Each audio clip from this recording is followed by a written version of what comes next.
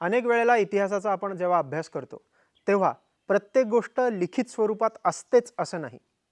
त्याहीपेक्षा सामान्य माणूस कसा जगतो, सामान्य माणूस कसा फिरत होता आणि त्याहीपेक्षा सामान्य माणसाला काय अडचणी होत्या, काय आनंदाचे क्षण होते, हे आपल्याला तो काळ जगलेल्या लोकांकडेच मिळतात. आणि अशी अनेक वृद्ध मंडळी एका ठिकाणी मिळाली, ती म्हणजे स्वगृही सेवा संस्थामध्ये. त्याच्या संचालिका श्रीमती वीणा लेले मॅडम ह्यांच्याशी माझ्या खूप वेळेला गप्पा झाल्या आणि त्यानंतर लक्षात आलं की त्या जे काम करतायत ते फार थोर आहे, फार वेगळं आहे आणि ते लोकांपर्यंत कायम पोचायला हवं.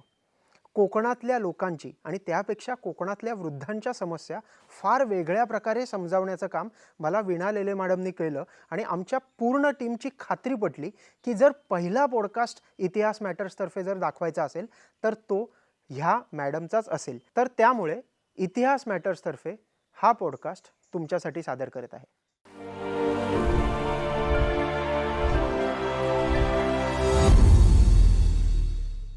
आज आपल्याबरोबर आहेत वीणा लेले मॅडम. गेली अनेक वर्ष ते वृद्धाश्रम चालवत आहेत. शिरगावमध्ये त्यांचं एक स्वतःचं वृद्धाश्रम आहे जे पूर्णपणे ते सांभाळतात. आज आपण त्यांच्याशी गप्पा मारणार आहोत. तर धन्यवाद वीणा मॅडम, पहिलं तर तुम्ही इकडे आलात. तुमच्या कार्याबद्दल थोड्याशा गप्पा मारणार आहोत. पहिलं मला सांगा की ही प्रेरणा कुठून मिळाली आणि ही सुरुवात कशी झाली? सुरुवात करण्याचं कारण असं की आपल्याला काहीतरी करायचं आहे समाजासाठी. मग काय करायचं आहे, तर मी नर्सिंगमध्ये होते आणि मी ॲडमिनिस्ट्रेशनमध्ये काम करत होते ॲज ए मेट्रन म्हणून. त्यावेळेला लक्षात आलं की एखाद्या लहान मुलाला बरं नसेल तर कुटुंब सगळं रजा घेऊन त्याच्यासाठी थांबतं, कारण तो नंतरचा आवश्यक घटक आहे समाजातला. तेच घरातले एखादी वृद्ध व्यक्ती आजारी असेल तर त्यासाठी रजा घेण्यासाठी सुद्धा काही प्रॉब्लेम निर्माण होतात किंवा त्यांच्यासाठी केअरटेकर बघितला जातो आणि मग थोडेफार जरी दुर्लक्ष झालं तरी नंतर काही प्रसंग निर्माण होतात. हे लक्षात आल्यानंतर ह्या दुर्लक्षित घटकाकडे आपलं थोडंसं लक्ष असावं असं वाटलं आणि म्हणून मग वृद्धाश्रमा किंवा वृद्ध लोकांच्या कार्यासाठी आपल्याला काहीतरी करायला हवं आहे म्हणून सुरुवात केली. साधारण हे साल कुठलं होतं, म्हणजे कुठल्या साली तुम्ही सुरुवात केली? संस्था स्थापन 2008 साली केली आणि साधारणपणे 2010मध्ये आम्ही सुरू केलं काम. MIDCमध्ये जागा होती, त्या ठिकाणी ज्यांना कुणाला गरज असेल अशा लोकांना घेऊन त्यांची काळजी घ्यायची, अशी सुरुवात झाली. आणि ह्या सुरुवातीतून नंतर मग जागा शोधणं, त्यानंतर योग्य जागा मिळाल्यानंतर मग सुरुवात करणं, असं झालं. जुन्या घरातच आहे त्या ठिकाणी सुरू केलं आणि हळूहळू मग नवीन जागा बांधण्यासाठी प्रयत्न, त्याचे प्लॅनिंग, मंजुऱ्या, अमुक तमुक सगळ्या गोष्टी होऊन एक छोटी इमारत शिरगावमध्ये आपण सुरू केली आणि 19 लोकांची सुरुवात नोव्हेंबर 2016 साली सुरू केलं. मी जेव्हा तुमच्याशी गप्पा मारत होतो आधी, तर तेव्हा एक खूप वेळेला असं होतं की वृद्धाश्रमाला एक निगेटिव्ह टोन असतो की वृद्धाश्रम आहे म्हटल्यावर ते निगेटिव्ह आहे. आणि तेव्हा तुम्ही एक मला छान डेफिनेशन सांगितली होती, एक व्याख्या सांगितली होती वृद्धाश्रमाची. तर मुळात तुमचे अनुभव, इतके वर्ष तुम्ही काम करताय, तर वृद्धाश्रमाचे तुमचे अनुभव आणि ती पॉझिटिव्ह गोष्ट काय आहे आणि ती व्याख्या, हे प्लीज आम्हाला परत एकदा सांगा. मी तुम्हाला काय सांगितलेलं हे माझ्या आत्ता परत लक्षात येणं शक्य नाही, कारण अनेक लोकांशी अनेक बोलणं होतं. पण एक गोष्ट आहे की निगेटिव्ह लोकांचा व्ह्यू जो आहे तो वृद्धाश्रमाकडे आहे. वृद्धाश्रम हे नको असलेलं ठिकाण किंवा बाबा घरात कोण बघत नाहीत म्हणून तिथे सोडतात, ठेवतात, पाठवतात, असं लोकांचं मत आहे. ॲक्च्युली तसं नाही आहे. वृद्धाश्रम ही गरज व्हायला लागले, कारण एक नाही अनेक कारणं आहेत. सगळ्यात महत्त्वाचं म्हणजे काही आपल्याकडे असे आहेत की लोक कामाला बाहेर जातात, घरात कुणी नसतं. आजकाल विश्वासू कर्मचारी मिळणं शक्य नाही आणि हे काम करायला कुणी तयार नसतात. प्रत्येकाला बाहेरचं काहीतरी काम हवं असतं, नोकरी हवी असते, स्वतःचा उत्कर्ष करायचा असतो. मुलांनाही शिकवताना 1 किंवा 2 मुलं आणि त्यांना जास्तीत जास्त चांगलं शिक्षण देण्याची आईवडिलांची इच्छा असते. मग शिकून तयार झाल्यानंतर जेव्हा मुलं बाहेर जातात तेव्हा त्यांच्याबरोबर आईवडील जाऊ शकत नाहीत आणि ते वृद्धत्वाकडे झुकलेले असतात. अशा वेळेला एक सुरक्षित वातावरणाची गरज असते आणि हे सुरक्षित वातावरण कुठे मिळेल याचा प्रत्येकजण शोध घेत असतो. मुलं तरी येऊ शकत नाहीत, आपण मुलांकडे जाऊ शकत नाही. मग वृद्धाश्रम हे वृद्धाश्रम न म्हणता एक सुरक्षित जागा म्हणून जर त्याचा विचार केला तर खऱ्या अर्थाने ती गरज आहे. हे झालं ज्यांना मुलं आहेत त्यांच्या बाबतीत. दुसरी गोष्ट अशी की ज्यांची लग्नच झालेली नाहीत आणि जे वृद्धत्वाला आलेले आहेत, बालपण आईवडिलांच्या सानिध्यात जातं, तरुणपण कामामध्ये निघून जातं, वृद्धपणात होतंय तोपर्यंत माणूस करतो आणि जेव्हा थकतो त्यावेळेला त्याला गरज असते. त्यावेळेला जीवन असुरक्षित वाटायला लागतं, एक प्रकारची भीती मनामध्ये निर्माण होते. आणि अशा वेळेला सुरक्षित ठिकाण कोणतं? कारण आजकाल कर्मचाऱ्यांवर विश्वास ठेवून चालत नाही. जेव्हा आपल्याला होत नाही तेव्हा फोन करून एखाद्याला बोलवणंही आपल्याला शक्य नसतं. म्हणजे इलेक्ट्रिक आहे, प्लंबिंग आहे, आणखीन कोणतं काम आहे, टी व्ही नादुरुस्त आहे, मोबाईल नादुरुस्त झाला, काय करणार ती लोकं? मग अशा वेळेला जर ते एखाद्या छत्राखाली असतील तर त्यांना आपोआप ती सुविधा मिळू शकते. बाबा माझं हे बंद झालेलं बघ, किंवा माझ्या इथला फॅन बंद झाला आहे, लगेच तो करून दिला. हे वृद्धाश्रमामध्ये होऊ शकतं. म्हणून ही जागा सुरक्षित, असुरक्षिततेपासून सुरक्षिततेकडे. असुरक्षिततेपासून सुरक्षिततेकडे. बरोबर. म्हणून जर ह्याची आपण विचार केला तर त्याला वृद्धाश्रम कोणी म्हणणार नाहीत. आता तुम्ही म्हणालात की तुम्हाला नर्सिंगचा एक्सपिरियन्स होता, बरोबर. मग तो एक्सपिरियन्स तुम्ही मला सांगा की तो काय होता आणि मग त्याच्यानंतर वृद्धाश्रमाचा एक्सपिरियन्स काय होता, आधी तो कुठे होता ते सांगा. नर्सिंगचं मी बेसिकली सांगते. माझं CPR हॉस्पिटल कोल्हापूरला पावणे 4 वर्षाचं ट्रेनिंग झालं, 3 वर्ष 9 महिने बेसिक कोर्स नर्सिंगचा. आणि हा झाल्यानंतर मी सर्व्हिसला लागले. नेसरी माझी पहिली अपॉइंटमेंट गडिंग्लज तालुक्यामध्ये. सगळ्या प्रकारची कामं केलेत. म्हणजे अगदी फिरती करायची 5 किलोमीटरच्या आत, हॉस्पिटलमध्ये काम करायचं, घरी जाऊन डिलिव्हरी करायची, इथपर्यंत सगळी कामं केलेली आहेत. आणि त्याच्यानंतर मग हॉस्पिटलचे ऑपरेशन थिएटर्स आहेत, ICU आहेत, इतर जनरल वॉर्ड्स आहेत, अशा सगळ्या ठिकाणी काम केलं. अनुभव खूप आहेत, वेगवेगळे आहेत, बरेचसे चांगले अनुभव आहेत. नर्सिंग हे मी आवडीने पत्करलेलं नाही आहे, ते मला अनायासे मिळालं. इंटरव्ह्यूला गेले, ॲडमिशन झाली. ॲडमिशन झाल्यानंतर ज्यांनी मला घेऊन गेलेले बरोबर आणि माझी आई, ते दोघंही म्हणतात तुला ॲडमिशन मिळाली तर आनंद नाही झाला, एवढा 25-30 विद्यार्थ्यातून तुला सिलेक्ट केलं 10 विद्यार्थ्यांमध्ये, तर तुला आनंद झाला. म्हटलं छे, मला नव्हतं इथे जायचं. ॲक्च्युली मला नर्सिंग म्हणजे काय हेही माहीत नव्हतं. पण ते तिथे गेल्यानंतर मात्र जे केलं ते प्रामाणिकपणे केलं, सगळं ट्रेनिंग. म्हणजे इवन सांगते, माझ्या मॅडम एकदा आलेल्या, आता त्या हयात नाही आहेत, फर्स्ट इयरला असतानाच. आणि मला फक्त माउथवॉशची प्रोसिजर होती, तोंड धुवायची. आजकाल ट्रेनिंगमध्ये हे सगळं शिकवलं जात नाही. शिक्षक शिकवतात पण आजकाल ते प्रॅक्टिकल शिकवलं जात नाही. तर मला सांगितलं तू हे काम करायचं आहेस. मी म्हटलं ठीक आहे. मी सगळं साहित्य जमवलं आणि मी तोंड धुवायला, ती बाई बेशुद्ध असेल थोडीशी, अंथरुणावर म्हणजे बेशुद्ध, तोंड धुत होते. आणि एक टेक्निक मी आपलं स्वतः डेव्हलप केलेलं, कापूस जो आहे तो बंद करायचा आणि तोंडात घालायचा, गॉचपीस वगैरे. मॅडम म्हणाले थांब. मी घाबरले. मॅडम म्हणाले तुला हे कोणी शिकवलं? मी घाबरत मॅडमचं सांगितलं नाव. माझ्या मॅडम ज्या शिकवतात त्यांनी शिकवले. ते घाबरलेलं बघितल्यानंतर त्या म्हणाल्या ठीक आहे, तुझी प्रोसिजर पूर्ण होऊ दे. आणि सगळी झाली. आणि मग त्यांनी मला सांगितलं की ही प्रोसिजर तुला कोणी शिकवलेली नाही, पण अतिशय सुंदर केलंस. काही वेळा हे आपल्याला प्रोत्साहन असतं की एका प्रोत्साहनामुळे आपण अनेक गोष्टी चांगल्या करू शकतो. म्हणून सुरुवातीला माणूस चुकलं तरी त्याला प्रोत्साहन द्यायचं, चांगलं केलं तर त्याची पाठ नक्कीच थोपटली पाहिजे की जेणेकरून ते पुढे जाऊ शकतं. बरोबर. तर अशा प्रकारे नर्सिंगचं ट्रेनिंग, त्याच्यानंतर पेडियाट्रिक नर्सिंग लहान मुलांचा कोर्स केला, त्यानंतर BSc नर्सिंग केलं आणि सायमल्टेनियस मी 1 वर्ष करत BA पण पूर्ण केलं इकडे. वा. आता तुम्ही जेव्हा म्हणजे म्हणता की आता मी वृद्धाश्रम सुरू करणार आहे आणि ते सुरू करून आता मी आयुष्यभर त्याच्यातच माझं आयुष्य वेचणार आहे. So it's like a social initiative, पण आता हे तुमचं आयुष्य पण आहे. तर तुमचे जे नातेवाईक आहेत किंवा आपल्या आजूबाजूचे आपले हितचिंतक असतात, काही लोक असतात, तर त्यांची पहिली रिॲक्शन काय होती आणि त्याला तुमचं काय रिस्पॉन्स होता हे मला ऐकायला आवडेल. खरं तर सगळ्यांचा विरोधच होता. म्हणजे विरोध हा कुणी असा इनडायरेक्टली दर्शवला असेल तर कुणी काही उदाहरणं देऊन दर्शवलं असेल. एक उदाहरण म्हणून सांगते. माझे मामा म्हणाले मला वृद्धाश्रम दाखवायला न्यायचं आहे, मग तू विचार करायचं की नाही ते. आणि कोल्हापूरमध्ये एका वृद्धाश्रमामध्ये ते घेऊन गेले. त्या लेडीज शिंदे नावाच्या होत्या आणि अगदी झोपडी टाईप घर होतं, दगडी बांधलेलं.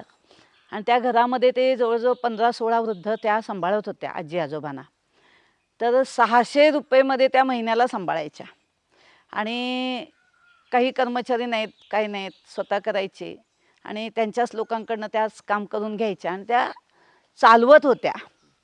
म्हणजे इच्छाशक्ती किती प्रबळ असते त्याचं मी ते उदाहरण बघितलं. आणि त्यांनी मला एक उदाहरण सांगितलं. त्याच्यासाठी मामा घेऊन गेलेले. म्हणजे ते उदाहरण काय होतं ते सांगते, की त्यांच्याकडे एक आजोबा म्हणाले, की मला रेल्वेतनं जाऊन यायचं आहे, फिरून बघायचं आहे. तर मी जाऊ का? जवळच रेल्वे स्टेशन होती दोन्ही आणि लोकल होती.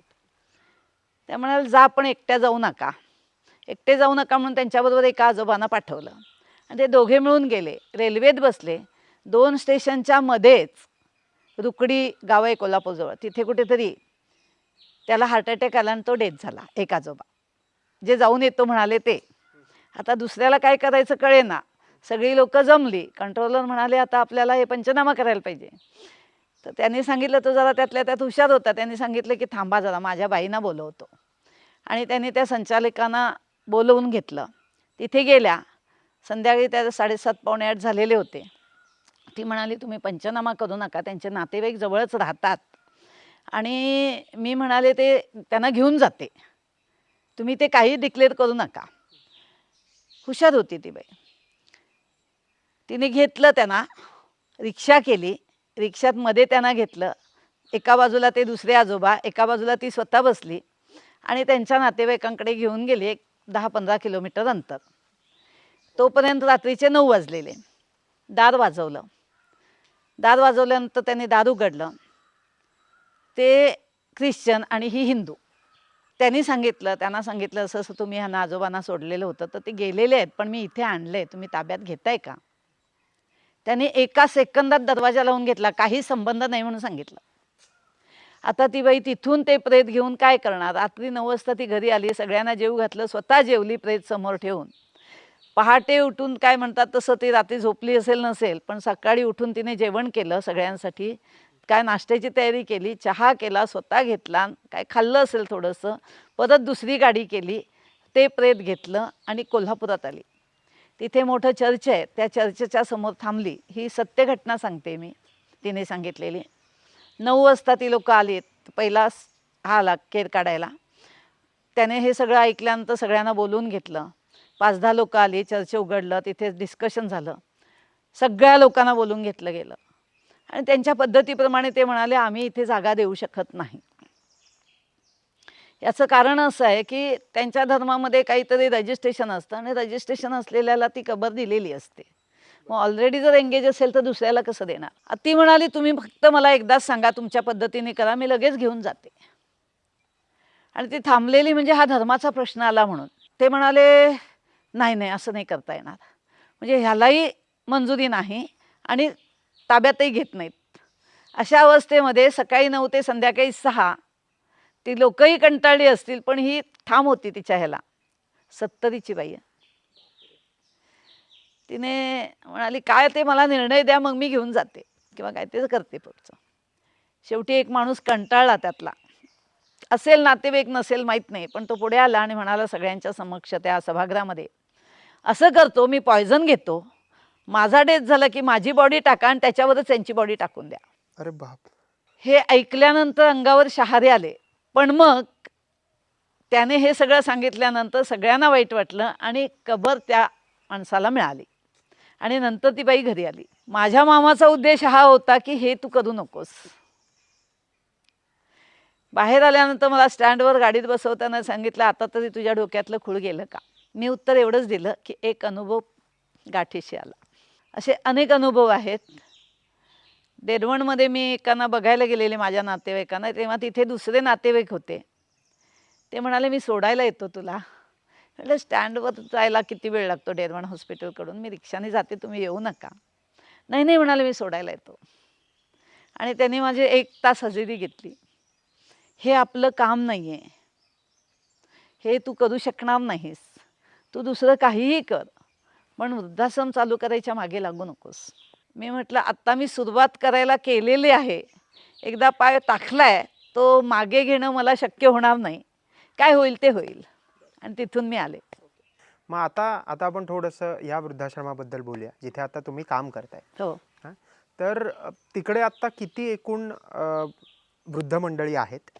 दुसरी गोष्ट, त्यांचे अनुभव वेगवेगळे छोटे मोठे, आणि त्याबरोबर तुम्हाला डे टू डे येणाऱ्या चॅलेंजेस. म्हणजे मी बेसिकली एक हाय लेवलवर आत्ता विरोध होता वगैरे सगळं ठीक आहे, पण आता तुम्ही पत्करलंय, गेली 15 वर्ष ते चालवताय.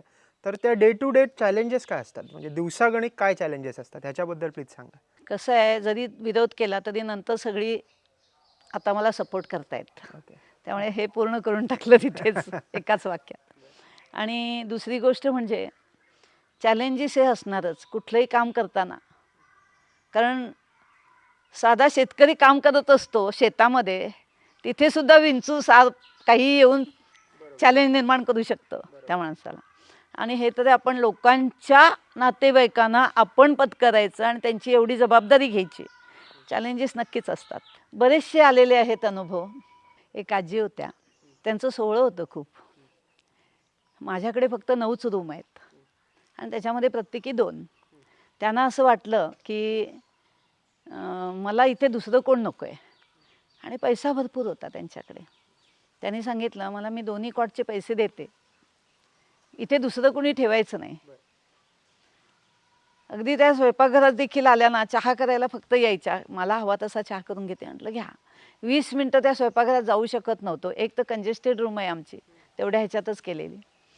आणि त्यात ह्या गेल्या की दुसऱ्या कुणाला हलता येत नसे, पोझिशनमुळे थोडेसे त्यांचे वृद्ध होत्या.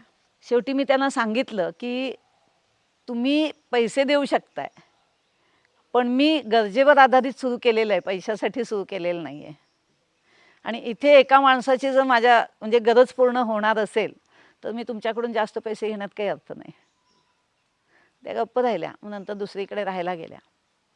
त्यांची सोय झाली दुसरीकडे. म्हणजे अशा काही घटना आहेत, अशा अनेक घटना आहेत की ज्या किती सांगाव्यात आणि किती नाहीत. आता असं म्हणतात की वृद्धपण हे बालपणासारखं हो. असतं, वृद्ध लोक लहान मुलांसारखे वागतात. बरोबर. आता तुम्ही त्यांच्याबरोबर कायम राहताय, पूर्ण त्यांच्याबरोबर असतात, तर खरंच असे लहानपणासारखे आणि एकदम मी बालिश नाही म्हणणार पण एक बालसुलभ गोष्टी घडल्या जातात का, आणि त्याच्या काय असतील तर सांगा जरा. अगदी असतात, प्रश्नच नाही.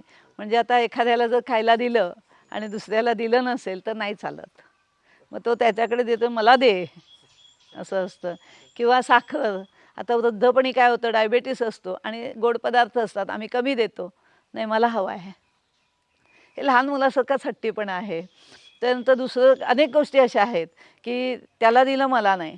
तिकडे दुसरीकडे बेडशीट चेंज केलेली बघितली की त्यांना लगेच हवी होते, माझी पण बेडशीट बदला हां, असं येऊन सांगणार लहान मुलासारखं. किंवा वाढदिवस असला की आता आम्ही करतो, आमच्याकडे प्रत्येकाचा वाढदिवस साजरा करतो.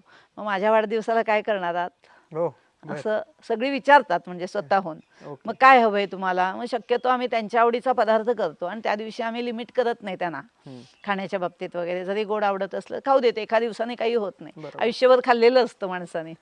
तर अशा प्रकारे त्यांचे हट्ट चालू असतात. किंवा त्याने घेतलं माझं हे काढून, हां एखादी वस्तू असते ती असते कॉमन, हां. माझा ग्लास त्याने का घेतला, अरे बापरे. हो माझं पाणी हे माझं पाणी आहे त्याने प्यायलं, माझा तांब्या मला परत घासून द्या, हो बरोबर. इतकं त्यांचं असतं. अगदी कपड्यांच्या बाबतीत असतं, सगळ्याच बाबतीत. आता तुम्ही वाढदिवसाचा विषय काढलात, तर ही वृद्ध लोक येतात, ह्यांना त्यांचे नातेवाईक भेटायला येतात का, आणि ते भेटायला येत असतील तर ऑफकोर्स काही ठिकाणी खूप पॉझिटिव्ह आहेत, काही ठिकाणी खूप निगेटिव्ह, आणि काही ठिकाणी खूप खरंच वाईट वाटण्यासारखे अनुभव असतील, तर त्याबद्दल थोडं सांगा की काय. मी शक्यतो पॉझिटिव्हच बोलत असते, त्यामुळे मला निगेटिव्ह सांगण्याची गरज वाटत नाही. चालेल, ठीक आहे, कारण हरकत काय नाही. आहे सांगते, एक म्हण आहे, सुख सांगावं जगाला आणि दुःख सांगावं मनाला. तसं त्यांचंही दुःख आहे ना, ते त्यांच्यापर्यंत मी सीमित ठेवते. सुखाच्या गोष्टी मी नक्कीच सांगेन. कारण आता आमच्याकडे 8 काका आहेत, त्यांचे वाढदिवस, त्यांच्या वाढदिवसाला हक्काने त्यांची सून येणार, मुलगा येणार, त्यांना औक्षण करणार म्हणून आजी आहेत, त्यांचा मुलगा, त्यांची पण लोक सगळी येतात, वा. औक्षण वगैरे करतात. असे बरेच जण आहेत, हौशेने येतात. आता तुम्ही ही सगळे आठवणी सांगितल्यात, गोष्टी सांगितल्यात, पण मध्ये खूप भीषण काळ आला तो म्हणजे कोरोनाचा, आणि त्याच्यात खूप जास्ती आलेच असतील ऑफकोर्स प्रॉब्लेम्स, कारण की एवढा भीषण तो रोग होता आणि सगळं होतं. तर त्याबद्दल थोडं सांगा की तेव्हा कसं तरलं आणि तेव्हा कसं टॅकल केल्या गोष्टी. कोरोना मला 2दा झाला. पहिला झाला तेव्हा कुणालाही झाला नाही आणि मी फुल्ली पॉझिटिव्ह होते. मी आयुर्वेदिक मेडिसिन, काढे वगैरे ह्याच्यावर मी पूर्ण बरी झाले, पण क्वारंटाईन राहिले, त्यामुळे एकालाही कोरोना झाला. पण सेकंड जी लाट आली त्याच्यामध्ये आमच्या ह्याच्यात आजोबांना एका झाला आणि ते ॲडमिशनच आलेली होती आणि लक्षात नाही आलं. एक 4थ्या 5व्या दिवशी खोकला येतोय म्हणून दाखवायला गेल्यानंतर ते डेथच झाले सेकंड डेला. आणि कोरोनाने डेथ झालं हे समजलं. समजल्यानंतर मी सगळ्यांना कळवून टाकलं की बाबा आमच्याकडे असं असं कोरोनाचं ह्या पेशंट झालेलं आहे, कुणाला घरी न्यायचं असेल तर तुम्ही घेऊन चला. एका फक्त आजींना त्यांच्या मुलाने नेलं. बाकीचे म्हणाले आमच्याकडे पण सगळी ती स्थिती असल्यामुळे आम्ही त्यांना नेऊन काय करू, कारण लोक घाबरलेली. जर कोरोना झालेल्या ठिकाणावरून आपल्या घरातल्या व्यक्तीला जर घरी आणलं आणि त्यांच्यामुळे आम्हाला झाला, मुलांना झाला, तर हा प्रश्न त्यांच्यापुढे असेल कदाचित. आणि मला पर्याय नव्हता, कारण माझ्याकडे आलेले आहेत तर त्यांना मला सगळ्यांना सांभाळणं भाग होतं. पण ती लाट इतकी जबरदस्त झाली की त्या एकामुळे त्यांच्या रूममध्ये बाहेरच्या रूममध्ये करत करत सगळ्यांना कोरोना झाला. हार्डली 20% लोकांना झाला नाही, 80% लोकांना कोरोना झाला. आणि यामध्ये ताप आला की ॲडमिट असंच मी सुरुवात केली. बरं, हळूहळू कर्मचारी, अर्धे कर्मचारी हॉस्पिटलमध्ये आणि राहिलेले घाबरलेले कर्मचारी यायचे बंद झाले. त्यांचंही बरोबर होतं ना, कोण जीवावर उदार होऊन काम करत नाही, गरज असते म्हणून काम करतं. आणि अशा वेळेला 6 ते 7 दिवस मी एकटीने ते सांभाळलं. तेव्हा अगदी शेवटचे 7 लोक होते आणि 7 लोकांपैकी 3घांना मला अंघोळ घालायला लागायची. म्हणजे नेऊन त्यांना बसवून अंघोळ घालणं आणि परत कपडे बदलून आणून ह्याच्यावर कॉटवर ठेवणं, इथपर्यंतची जबाबदारी तिघांची होती. त्यामध्ये एक लेडीज होत्या, एक माझे वडील होते 99 वर्षाचे, ते त्याच वेळेला गेलेत त्या ह्याच्यातच, आणि एक आत्ता आहेत. तर सांगायचं तात्पर्य हे की त्यावेळेला 15 दिवसात 7 लोक दगावली कोरोनाने. आणि हे 15 दिवसात इतकी घटना घडल्यामुळे या पिंपळपाराजवळून खाली जाताना सुद्धा लोक म्हणायची की तिकडे जाऊ नका, कोरोना आहे. एवढी भीती निर्माण झालेली होती. सकाळी 4ला उठायचे, गेलं की पहिलं त्यांना अंघोळ घालायला सुरुवात, अर्धी अंघोळ झाली की चहा सगळा झाला की बाकीच्यांना अंघोळ आणि केर काढणं, एवढंच करायचं. संडास बाथरूम ते खराब असतील तेवढेच धुवायचे आणि मग लगेच नाश्ता वेळेत द्यायचा. जेवणाला सुरुवात करायची, त्याच वेळेला कपडे, भांडी, आणि हे करत करत 11:30 कधी वाजायचे कळायचं नाही. 11:30 वाजले नसतील तर आंघोळ करायचं नाही, तर आधी जेवण वाढायचं आणि मग आंघोळी जायचं, जेवण करायचं. आपलं जेवण झालं की भांडी आवरून कपडे वाळत घालायला जायचे. दुसरे कपडे येईपर्यंत चहाची वेळ झाली, 3:30 वाजले. असं रुटीन झालेलं होतं. आणि चहा झाला की नाश्ता झाला की संध्याकाळचं जेवण, आणि मध्येच कधीतरी वेळ मिळाला की सगळ्यांची तब्येत बघून यायचं की कुणाला ताप आहे, कुणाचं काय बिघडले वगैरे. पल्स ऑक्स होताच, त्याच्यातून त्यांचे ऑक्सिजनचं प्रेशर पण बघत असे. आणि हे असं चाललेलं होतं. त्यातच माझे वडील पण डेथ झाले. आणि मग ॲम्ब्युलन्स आली, पण मला तिथले सिव्हिल सर्जनने विचारलं की तुमच्या वडिलांना तुम्ही ॲडमिट का केलं नाही. मी म्हटलं मलाही कोरोना झाला आहे, पण म्हटलं आम्ही बाहेर पडू शकत नाही, कारण इथल्या आजोबांचं करणार कोण, हा मोठा प्रश्न आहे. काही वेळा वाटायचं की हे चुकीचं काहीतरी काम करतोय आपण, पण नाही. सगळ्यात महत्त्वाचं म्हणजे कुठल्याही नातेवाईकांनी तक्रार केली नाही, कारण तो काळच इतका भयानक होता की त्यांना तक्रार करायला वाव नव्हती. मी सगळ्यांना पहिल्यांदा कळवलेलं होतं, गेल्यानंतर पण त्यांना कळवत होते. मला फोन आला की लगेच त्यांनाही फोन जात होते, कारण नातेवाईकांची नावं त्यांचीच द्यायला सांगितलेली होती. अशा प्रकारे ते सगळं संकट टळलं. त्याच्यानंतर 1 महिना मी एकही ॲडमिशन घेतली नाही आणि त्याच्यानंतर परत रुटीन सुरू झालं. मग आत्ता तुमच्याकडे वृद्धाश्रमात जी लोक आहेत, तुम्ही मध्ये एकदा म्हणाला होतात की ती कमी पडते, ती जागा अपुरी पडते, आणि खूप लोक इंटरेस्टेड आहेत, उत्सुक आहेत की त्यांना या वृद्धाश्रमात यायचे. तर ते कॉल कुठून येतात, आणि खरंच कोकण पट्ट्यात एवढी गरज आहे का वृद्धाश्रमांची, आणि काय आहे नक्की परिस्थिती? झालंय कसं आपल्याला कल्पना नाही आहे, पण कोकण पट्ट्यातली बरीच मुलं म्हणा किंवा आत्ताची तरुण पिढी ही एक तर अब्रॉड आहे किंवा रत्नागिरीच्या बाहेर आहे. आणि सगळे व्यवसाय, नोकरी ह्या कारणास्तव बाहेर गेलेले आहेत, म्हणजे ही गरज आहे. मग वृद्ध लोकांची संख्या या ठिकाणी नक्कीच वाढते, आणि एकाकी असतील तर त्यांची ती गरज आहे. आता आमच्याकडे आत्ताच्या घडीला 21 आजी आजोबा राहतात, आणि जागा आमची 19 लोकांचीच आहे. आम्ही 1-2 रूम भाड्याने घेऊन पण त्यांना सोय केलेली आहे. पण ही गरज दिवसेंदिवस वाढते हे कधी कळलं मला, तर मी कुठे प्रपोगंडा केलेला नव्हता. जसे माझ्याकडनं लोक घरी गेले किंवा जसे ते गेल्यानंतर त्यांनी सगळ्यांनी बघितलं नातेवाईकांनी की ही सोय चांगली आहे, तर त्यांनीच प्रचार केलेला आहे. आणि अशा प्रकारे आज मला साधारणपणे महिन्याला 25 ते 30 फोन येतात. बापरे. आणि तुमच्याकडे सोय असेल तर सांगा म्हणतात. लोक म्हणतात वेटिंगला नावं ठेवा. मी म्हणते मी वेटिंगला नाव ठेवत नाही. तुम्हाला वाटलं तर एक 15 दिवसातनं तुमची सोय झाली नसेल तर फोन करा, असेल सोय तर लगेच कळवते, कारण वेटिंग किती ठेवणार, हा त्याला मर्यादा नाही आहे. मग आता जर येतात ते कुठल्या कुठल्या भागातनं येतात? मॅक्झिमम रत्नागिरीतलेच, हां. रत्नागिरी जिल्ह्यातून, हां. राजापूर आहे, मंडळगडपासून, दापोलीपासून सगळीकडून येतात आमच्याकडे. आणि काही पुण्यातनं पण आलेले आहेत, धारवाडवरून पण आलेले आहेत, बेळगाववरून पण आलेले आहेत बापरे! आमच्याकडे. एवढ्याला. म्हणजे असे वेगवेगळ्या ठिकाणाहून आलेले आहेत. मग त्याच्यावर आता उपाय काय? म्हणजे आता तुम्ही थोडंसं कसं आहे की एक्सपांड करायचं म्हणत होता आणि तुमच्या डोक्यात होतं.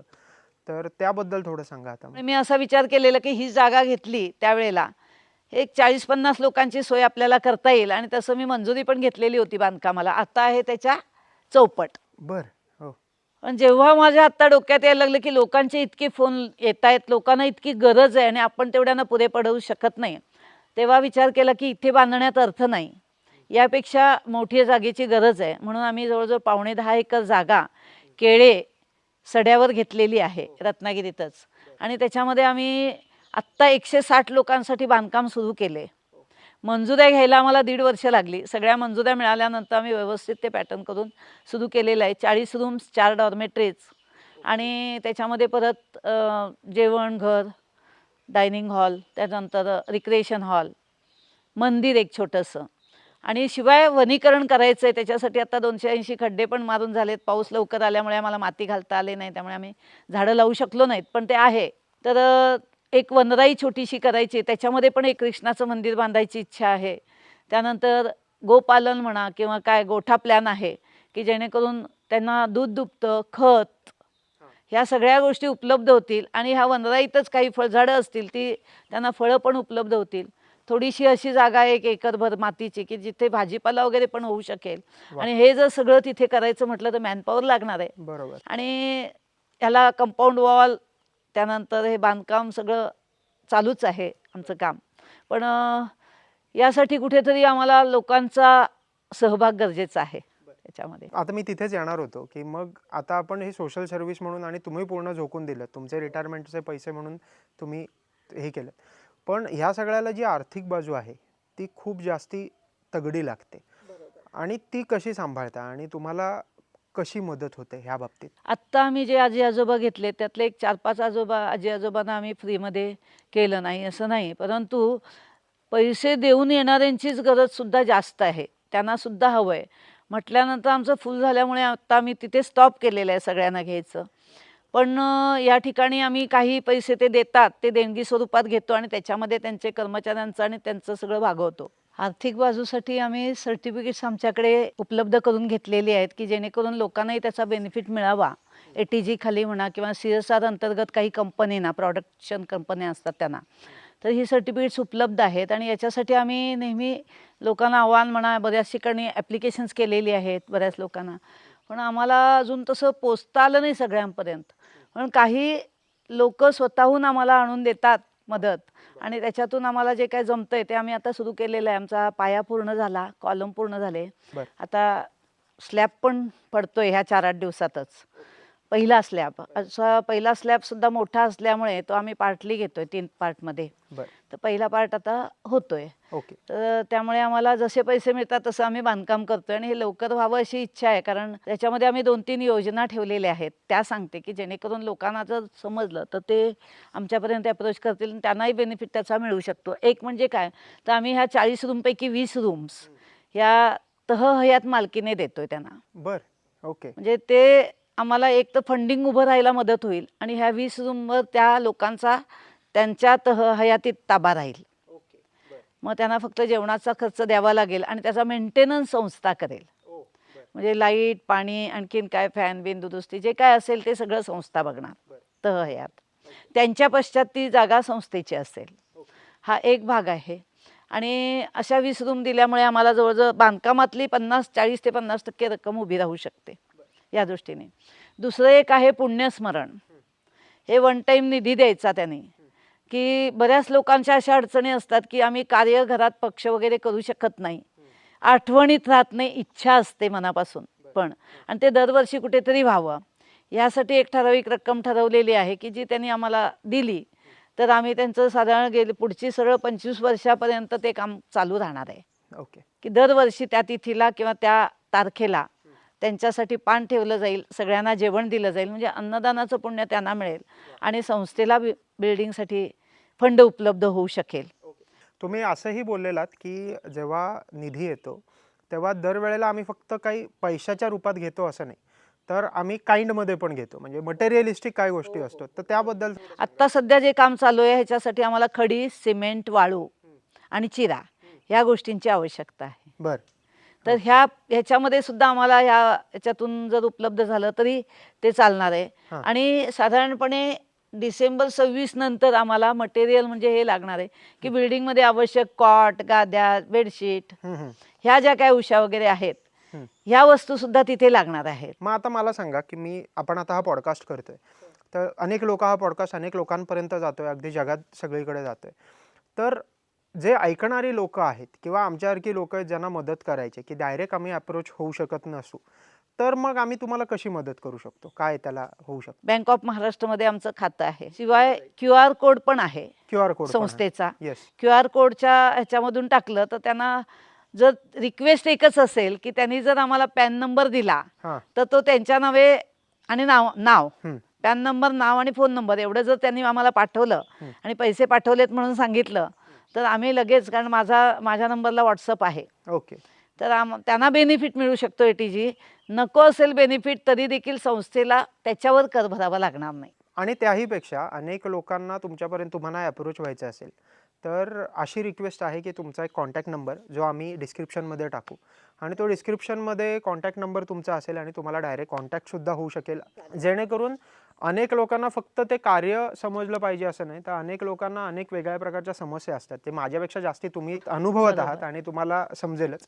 तर त्यांनी जर डायरेक्ट कॉन्टॅक्ट केला तरीही ते एक आनंदाची गोष्ट आहे, कारण की खूप लोकांना एक इनडायरेक्टली ऋणी असतात तुमचं जे काम करतायत त्याबद्दल. तर आता खरं सांगतो की बरंच बोलायचं आहे तुमच्याशी. आत्ता बोलणं झालं, पण त्यापेक्षा जास्ती खूप वेळेला आपलं बोलणं होईलच. अनेक वेळेला इतिहास मॅटर्सतर्फे जी काही मदत करता येईल ते आम्ही कायमच करू, पूर्ण टीम करेलच. पण तुम्ही आत्ता वेळ दिलात, त्याहीपेक्षा एक वेगळ्या प्रकारचा दृष्टिकोन तुम्ही सांगितलात. आणि इतिहास मॅटर्स हे जे यूट्यूब चॅनल आहे त्याच्यात पहिल्यांदी कोणाचा पॉडकास्ट करायचा आम्ही ठरवला तर ते तुम्ही होता. ह्याचं कारण काय आहे, तर अगदी लहानपणापासून इनडायरेक्टली आपली बरेच वेळेला भेट झालेली आहे, ओळख झालेली आहे, आणि स्वतः मला एकदम लहान असल्यापासून तुम्ही बघताय. त्यामुळे मला सुरू करायचं होतं ते असं काहीतरी कार्य केलेल्या व्यक्तीबरोबर, आणि त्यासाठी आम्ही तुम्हाला हे सांगितली, ही संकल्पना मांडली, आणि त्याच्यानंतर तुम्ही लगेच त्याला हो म्हणालात. आणि उत्साहाने काही थोडे अडथळे आले टेक्निकली, ते सगळे सांभाळून घेऊन, आम्हाला सगळ्यांना सांभाळून घेऊन तुम्ही वेळ दिलात आणि आमच्याशी बोललात. याबद्दल इतिहास मॅटर्सतर्फे खूप खूप थँक्यू. धन्यवाद. Okay, thank you so much. अजून बऱ्याच गोष्टी विचारायच्या होत्या, अजून खूप वेगळ्या प्रकारे गप्पा मारायच्या होत्या. आत्ता आपण जे ऐकलं ते खरंच हिमनगाचं टोक होतं, पण कधीतरी स्वतः त्यांना भेटलात, कधीतरी स्वगृही सेवा संस्थेला भेट दिलीत, तर त्यांच्या कार्याची व्याप्ती केवढी आहे हे तुम्हाला नक्की समजेल. फार चॅलेंजिंग गोष्टी आहेत, दिवसेंदिवस चॅलेंजेस वाढत असतात, आणि त्याबद्दल तुम्हाला खरंच जाणून घ्यायचं असेल आणि त्याहीपेक्षा तुम्हाला जर त्यांना कुठल्याही प्रकारे मदत करायची असेल तर डिस्क्रिप्शनमध्ये त्यांचा कॉन्टॅक्ट नंबर दिलेला आहे, त्यांचे अकाउंट नंबर डिटेल्स दिलेले आहेत. तुम्ही कशाही प्रकारे तुम्हाला वाटेल तशी मदत करू शकता.